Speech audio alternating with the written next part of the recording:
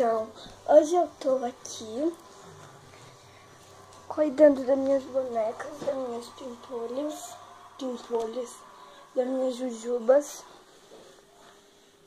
E eu quero mandar um beijo pra Karen.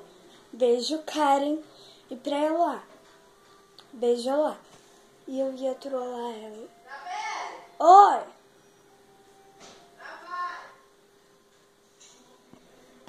Já vai, gente.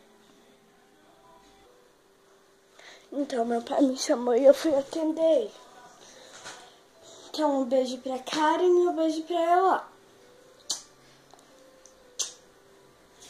Então, ontem a Ela ia vir aqui e eu ia trollar ela, só que não deu. Porque ela não veio, ela teve que ficar em casa. Ah, meu pai tinha me chamado, tá? Daí eu tive que atender ele. Então, tô arrumando elas, as bonecas, as jujubas. Vou colocar a fralda.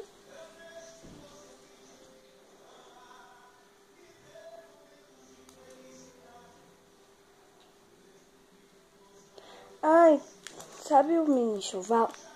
Tem mais coisa, tem body, tem várias coisinhas. Mas é só isso, e hoje é sábado, tá? Não estranho com essa música aí de fundo. Que meu pai, ele tá carpindo daí pra animar ele com essa música.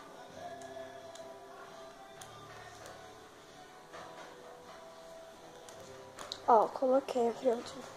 Ah, um beijo, Heloísa, também. Porque ela que me deu essa fraldinha. Aqui. Agora só falta arrumar o cabelinho dela. Vou pegar um spray. Aqui eu peguei um spray, esse daqui. Vou espirrar assim no cabelinho dela. E vou arrumar.